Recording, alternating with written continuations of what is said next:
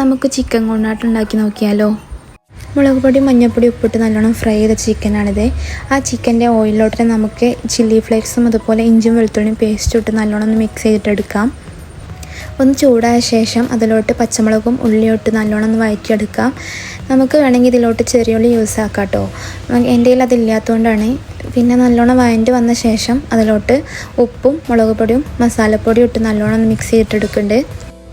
പിന്നെ നമുക്കിതിലോട്ട് വേപ്പിലയും അതുപോലെ കുറച്ച് സോസും ഞാൻ ആഡ് ചെയ്ത് കൊടുക്കുന്നുണ്ട്. അത് നമുക്ക് നല്ലോണം ഒന്ന് മിക്സ് ചെയ്ത ശേഷം ഞാനിതിലോട്ട് കുറച്ച് വെള്ളം ഒഴിച്ച് കൊടുക്കുന്നുണ്ട് കേട്ടോ. നിങ്ങൾക്ക് വേണമെങ്കിൽ ഒഴിക്കണമെന്നില്ല, ഓപ്ഷണലാണ്. എനിക്ക് ഡ്രൈ ആയിട്ടുള്ള കൊണ്ടാട്ടം അത്ര ഇഷ്ടമില്ല കേട്ടോ, അതാണ് ഞാൻ അങ്ങനെ പറഞ്ഞത്.